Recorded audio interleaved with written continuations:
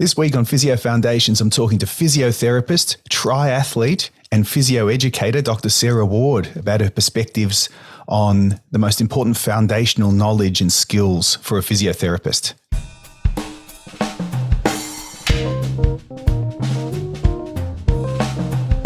Welcome back to the Physio Foundations podcast for another week where we talk about the knowledge and skills that provide the foundation of expert clinical practice. So this week I'm talking to Dr. Sarah Ward, PhD, physiotherapist, triathlete, physio educator, and we're going to have a really good conversation. And by the way, how cool are the guests I'm starting to get on here on the podcast? It's amazing. They're all free, all these conversations. All you need to do to say thanks for me for making all this content for you, if you're enjoying it, is sharing the episode with your friends or on social media and tagging me in at Periton Physio. So there's your call to action straight away before I forget to do it at the end. So Sarah has a Bachelor of Physio degree from the University of Otago, as well as postgrad qualifications in exercise rehabilitation. And she has a PhD in physiotherapy, and that's where we met. I met Sarah. We went through our PhD program together with Adam Bryant and others at the University of Melbourne. So I'll ask Sarah about her PhD in a minute. But the main reason I'm talking to Sarah today is the physio education side of her career. So Sarah's a physio educator at the University of Auckland, and that's where we're going to start. So Sarah Ward, hello after a long time. Hello. Long time no see. Welcome to Physio Foundations. Thank you for having me, Luke. It's great to finally be on the podcast. It's been a bit of a mission. And nice to see you again after, what did we say, 6.5 years? It's been a while. Oops. But these, like I've said many times, this is the perfect excuse, a conference, a podcast, any sort of excuse to meet up with people and maybe have a couple of 20-minute sessions. We're going to do part 1 and part 2 here. So we've released them over 2 weeks, and maybe we wouldn't spend 40 minutes talking about this stuff. We might talk about more how are you and talk about triathlons and things, but we can get into the weeds on some topics as well, which would be really nice. So triathlete, hey? I introduced you as a triathlete. Yeah. So you're a trail runner, triathlete. You've represented New Zealand, the age group world champs, which is amazing. And you're doing a triathlon tomorrow, and you just checked your bike into the transition and got on Zoom with me. Yes, literally, you've summed up my day for me. Just checked the bike in the pouring rain in Taupo. Beautiful weather for a triathlon. It's supposed to be equally grim tomorrow. Perfect. Good news is I'm not going to overheat, and I'm not going to have heat stroke, and I'm probably not going to get sunburnt. So that is a positive. Slippery on the track. Is it when you're raining in the triathlon and you're in the drops and you're on the triathlon bike? Is it a bit sketchy? It can be. You're more likely to puncture, so you're going to be a bit careful with tire pressures and some of the minutiae like that. Obviously, if the wind picks up, which it can do down here in Taupo, is picking your rim depth on your bike so that your back wheel doesn't turn into a sail and you end up across the road or in a ditch. I don't have enough money for fancy wheels, so I'm just on my regular road bike with some clip-on aero bars, nothing fancy, just out for a bit of a fun race with some friends and family tomorrow. It is fun. I love that sort of stuff, but not everyone calls it fun, but no, I get you. Yeah, that's great. Yeah. And it's such an experience being in a big race and family and friends. And it is. Great. And Taupo is a really special place for that too, because the Ironman, the full distance Ironman is run at the same time, and the entire town comes out in support, and you've got aid stations at the far end of the run course where people are dressed up in outfits and they've got music going and they're cheering you on. And once the sun goes down for the Ironman athletes, out come the glow sticks. Oh, good. Yeah. Yeah. The 70.3 athletes then go back out onto the course and are celebrating and supporting the full distance athletes to get through their day too. So it's a really special day for triathlon. And I think it's a really special day for anybody who comes down here for that event. So there's the advertising plug. Yeah. Come visit. The borders are now open. For international listeners, so I'm in Melbourne, Australia, and then Sarah's in New Zealand. So we're talking across the ditch, as we call it, and Kiwis and Aussies, slightly different accent. If you're from Australia and New Zealand, you pick it straight away. But if you're not, you'll think we sound the same. Yeah, hopefully my accent isn't too horrible these days. It's a bit of a blend. It's what else is in it? A bit of British, occasionally a hint of American after spending time over there, and then a heavy roll on the R's from Scottish parents. And then my research time in Dublin kind of doubled down on that too. How interesting. Let's go straight into that. Your physio degree allowed you to travel all those places. And one of the themes of this podcast, one of the audiences is students, early career clinicians, experienced clinicians, and you can travel with a degree like that. So where have you've been all around the world with your degree? It's been a real treat. And I think it's something that New Zealand and Australian physios, we're so well regarded because of our programs that we are educated under, that for us, I think it's really quite easy to travel because we don't face as many hurdles, compared to other physios trying to come into New Zealand and Australia. With registration and... Obviously, it's very easy for Kiwis and Australians with the what's it called? The Trans-Pacific Partnership Agreement, a couple of pages of tick boxing, and we're registered in each other's countries. I've been to the States, but that was more as a researcher because I didn't want to sit the national exams. So I didn't practice as a physio over there. It's taken me to the UK, where I was a registered physio under the HCPC, and I was an educator over there. So I was a lecturer. Oh, okay. Yeah, I was a lecturer. Which university was that? Sorry? Oh, that's right, yeah.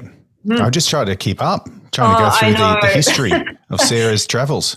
The running joke amongst friends and colleagues, I really just need a little homing beacon put on me, and you open up a little app and, there she is. Yeah, trace her around the world. Yeah, and it took me to Ireland too. Now, at the time while I was there, Ireland had only just started to create the regulations around the title physiotherapist and physical therapist.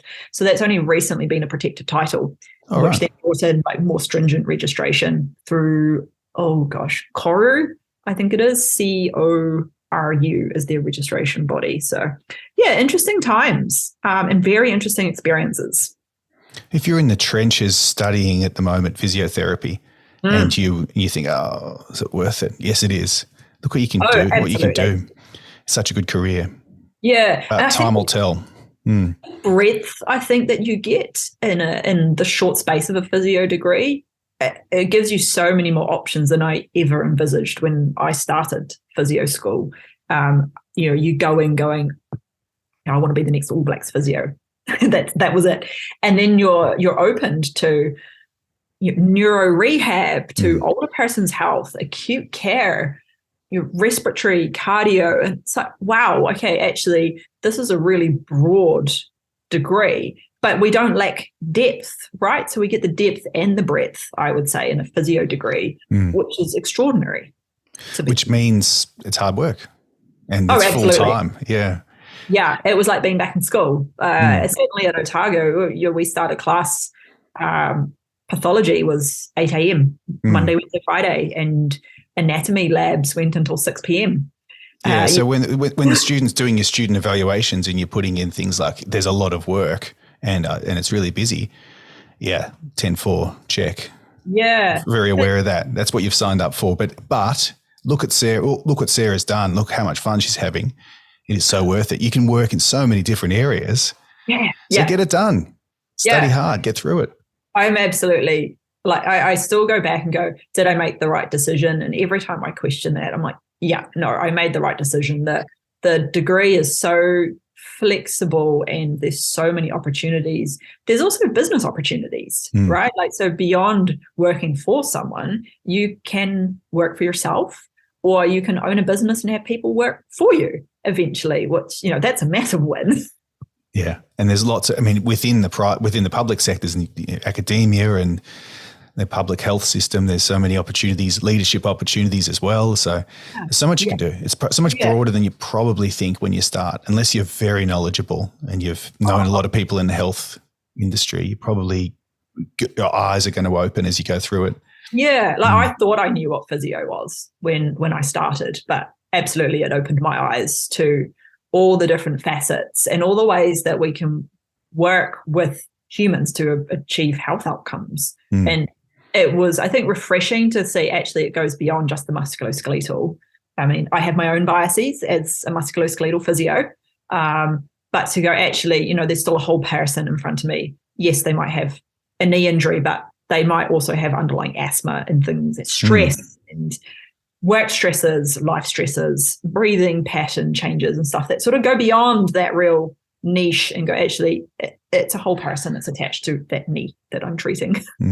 And whilst it might be taught by necessity in their preclinical units in separate cardiothoracic and musculoskeletal and neurological units, that's really just to organise access to resources, and this doesn't resemble reality at all. When you're on placement, there's no musculoskeletal patient. I guess someone with an simple ankle sprain, if there's no such thing as a simple ankle sprain, but someone comes in. Turns out. Yeah. But as you've said clearly. So there's sort of a segue there with what you've talked about, because you talk, musculoskeletal physio, you've got postgrad training in, remind me, your actual degree. It was in that's a great question. Exercise rehabilitation, I think is its formal. I said it before. Yeah, diploma in exercise rehab. Yeah. So what led you? Go on. I was going to say it was like the precursor to clinical exercise physiology. Okay. So you've got that sports science, that's that exercise background. So what led you from there into your PhD? Because your PhD was your muscular mechanisms, and you were really looking at specific neuromuscular measurements of the human body. So without explaining your whole PhD, it was it was away from a clinical path. It was very sciencey as well. It was, yeah. I went down a very mechanistic route, and that all stemmed from my clinical work, where I was seeing so many patients with ACL injuries, so anterior cruciate ligament injuries, and then the subsequent reconstruction. And me and my patients and I were going down this rehabilitation journey. And I guess we were both getting frustrated of why are they not rehabilitating as we both expected them to? Now, bear in mind, I was sort of on my first couple of years out of physio school here, so not super experienced with sort of everything that was going on. But, we had this shared frustration of why aren't your muscles as strong as we would expect, given the strength and conditioning parameters we're operating in, and literally throwing the bucket at these patients. So I started to really think of, okay, I have this question that I want to answer. And me being me, i.e. a nerd, my natural inclination is to go, well, I'll do some research. And I just brought forward my retirement plan, which was my PhD. Okay. So I'm doing it now. Yeah. I'm going to use it now. I might learn something. I might use it now. Yep. 40 years earlier than expected. And started talking to different researchers, like potential supervisors around. I have these broad clinical questions, but they actually require a mechanistic study to understand. And that sort of landed me with Adam. At the Adam Bryant, Associate Professor Adam Bryant, University of Melbourne. Hi, Adam. Yep. Hiya. We're back together. The gang's back. And we initially were going to go down a really neuromuscular route, looking at some of that steadiness and the biomechanics, which really interested me. But here's where we're going to insert that postgraduate diploma, because I did that to upskill clinically, but also to get some good grades for scholarship. But there was this paper I did, and it was called Movement Neuroscience by Professor Winston Byblow. Huge plug here from my own department here at the University of Auckland. Winston's course changed completely my way of thinking about the musculoskeletal system, and to understand it from the neuro perspective, so the brain and how the brain generates that signal for movement. And we looked at it primarily from a stroke perspective, which completely changed my thinking around stroke. And I wish I'd learned that as a physio student, because I think I would have much better understanding of why we get muscular impairments post-stroke, but also how we could rehab them. But it got me thinking of, if we see this motor or brain reorganization after a stroke that's contributing to muscle impairments, could we be seeing this after peripheral joint injuries? So ankle sprains. ACL ruptures, lateral elbow pain, low back pain.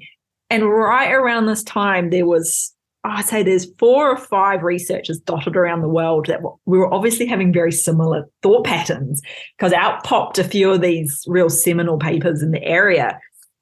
And I took this idea to Adam, and to his absolute credit, he was like, I've been thinking a similar project but don't have the expertise.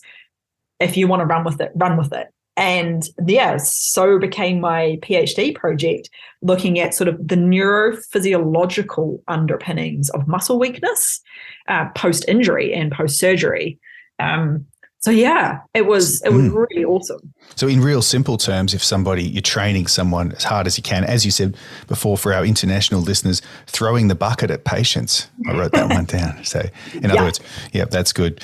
Training as hard as you can, throwing everything at them in terms of trying to change they're doing some isokinetic strength testing of their quads, and their torque time curve is just flat. It's not getting, or even if you just do isometric testing, and they're just not there. Why? Yeah. And they've done all the work, and you wanted to understand and unpick, I guess, the brains and spinal cord and that other more detailed aspects of neurophysiology. And I really liked how you linked that together with, you were thinking about stroke and other conditions, and how your PhD question came from almost frustrating scenarios in the clinic. Yes, it really came from the clinic. Absolutely. Yeah. It was a really clinically driven question, because I thought it was all my fault that my patients weren't getting better. So I went about trying to basically gain knowledge, and the idea was maybe upskill if the knowledge was something that we could change how we practice physio. Not quite the answer I was hoping out of my PhD, but we got this very good understanding about why are we seeing prolonged, persisting muscle weakness, particularly in the quadriceps after ACL rupture and reconstruction in particular. And just having that knowledge that, hey, it wasn't me having a lack of skills or understanding, it really is these wholesale changes in the way the brain responds to the injury, which then opens the next Pandora's box of how do you fix that in a clinic. How are you going now? So you're working in the clinic? I am, yeah, I am. And you're teaching? Yes. And you're doing some research. You're supervising PhD students, and you're doing some of your own projects. So you're doing the singing, dancing, acting trio. Oh yeah, the whole And you're busy. Plus the endurance sports just on top of that. Basically. How are you going applying? So has it changed what you do clinically? The PhD learning, that is. I found it really difficult going back into clinical practice after my PhD and trying to reconcile what I knew with the fact that clinically, in your regular clinical practice, you can't, at that time, so 2016, 2017, we didn't have the technology that we have now to go, okay, here's how we're going to treat this in a clinical setting at point of care without a research lab. So I kind of shelved it and just turned it into opportunities for patient education, so that those frustrations weren't as frustrating for both of us. And like, hey, it's going to take a really long time for your muscle strength to come back. It might not come back to where you thought it was or where it was prior to your injury. Here's why at a really high level. So they have a better expectation. And I think it frames their rehab journey a lot better. So that's really how I used it. I didn't physically change anything except for maybe of really trying to nail quadriceps strengthening really early. And then not forgetting about the hamstrings, because the same thing happens with the hamstrings if you've got a hamstring graft. So not shying away from strengthening early. And if you get your patients in pre-surgery, and just preparing them as much as you can. So that was really the only changes I made then. You already had those strength and conditioning principles because you came into your PhD with that. And I think the previous guests, Mick Hughes stands out as someone who said this: the more you learn, you don't necessarily get more complex. If you're doing it right, you might just go back to even more simple, basic stuff, but then just really know that I'm doing the right thing and And things take time as well. They do. People have come to you as an expert, and you can, I guess anyone can provide the general explanation of those mechanisms. But if you've got that depth of knowledge on those mechanisms, and yet the management is still the same management that the new grad should be doing, right? Yep. Go hard and go early on the quads and try to restore as much quad strength and power as possible early on to have a better function, quality of life and everything else. Oh, absolutely. Particularly in clinical practice, right? Like certainly in New Zealand, we don't have access to fancy tools and technology because it costs too much. So it's going back to those basic foundational principles around the strengthening and patient education so that you set that narrative up from the get-go. They understand that it's going to take time and they have to do the program. And you go on that journey together. And so, in that respect, I don't do anything fancy. I haven't applied anything new in the last decade of clinical practice.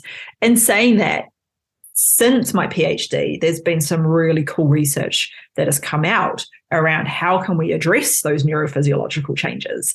And that's a lot of work from Dustin Grooms at Ohio University. And if anyone has a chance to read his work, I highly recommend it. There's some really cool clinical applications if you can access the technology. So a nice little plug for Dusty there. It's some great work. So there are ways now that we can look at that neurophysiological piece alongside our basic foundational piece as well. So the two go hand in hand. I don't think the technology should be done at the expense of the foundational stuff. So although it's shiny and new, don't forget about the base of that pyramid. That's such a good summary and you can apply, it doesn't have to be for someone rehabbing or helping someone with an ACL injury. You can apply that philosophy across any area of healthcare. Yeah. I think you're going back to, and this is the theme of the podcast, foundations or fundamentals, and just going back to that foundational important principle. Yeah, no, it's been kind of cool to go like almost full circle, and realizing that clinically my skills are the same, or I'm more refined, but that's that reasoning and that education piece and how you interact with the patient and why you rationalize your choices for the rehab, I think changes because our understanding of most injuries to the body and most healthcare conditions have changed in the last decade. And with experience, you'd be faster to pick up on when people aren't going to be, the prognosis, and when they aren't going to be improving, when they need to be referred on, and when things aren't fitting the pattern.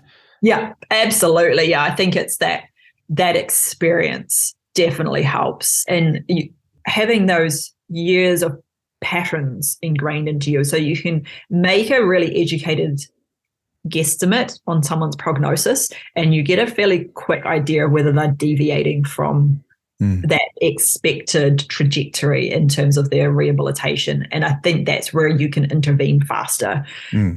But I think a message for our more novice listeners is that it just, you have to be patient yourself, right, with gaining that experience and not getting frustrated, I guess, like I did in my first couple of years, and that knowing and being confident that with time and mentorship that you will get to that place as well. I think it's really important. That's why you work with experienced people and have those good mentors. Another theme of this podcast. So my next round of questions would be then, how do you apply everything that you've learned there to the third part of your working week, which is physio education? But to answer that, to hear the answer to that question, listeners are going to have to wait to the next episode because that's coming up in part 2. Excellent. So we are doing this. We are doing this right now because it took ages for us to get together because we're very busy. We've finally got together and we're going to record 2 episodes instead of 1. I feel like a band. We're going to make 2 albums. Yeah. So everyone listening, you'll hear from Sarah again next week. We're going to talk about the physio education side of her work. Thanks for listening to us. Thanks for joining in on these conversations. Please connect with us. Sarah, how can people connect with you? You're on Twitter? I am. I'm terrible for remembering my actual username. I can put it in the show notes. Doesn't matter. Yeah, I think it's at Sarah Ward _NZ. Yeah, so find Sarah there online and send her a message or perhaps share the episode with friends and anyone who'll be interested. And I found that chat really, really interesting, Sarah, because we went in a direction I wasn't expecting. You could really see, very good. We could really see what you could do from graduating with a physio degree, an undergrad physio degree, and then layering on top of it additional experience, qualifications. You've gone hard. You've gone all the way to PhD. But the process is being just reflection and thinking and getting good mentoring from people and asking good questions, and you can see where you can go, and you can hear the passion you've still got for what you do, which is absolutely really inspirational. I genuinely love. It's hard, but I genuinely enjoy all aspects of what I do. But I think the most important thing you said there, Luke, was ask questions. Always question things. Ask questions of your career trajectory, ask questions about best practice, questions for upskilling, opportunities, training, observations. It's just, there's nothing silly about asking questions. Yeah, if you don't ask, you don't know. So exactly. Really good. You don't know what you don't know, so always ask questions. Excellent. Well, part 2 is coming up, so you can contact Sarah, you can contact me, and you've got all the details in the show notes. Let's leave it there. So until next time, until part 2, this is Sarah Ward and Luke Periton wishing you all the very best with your studying, professional development, and lifelong learning.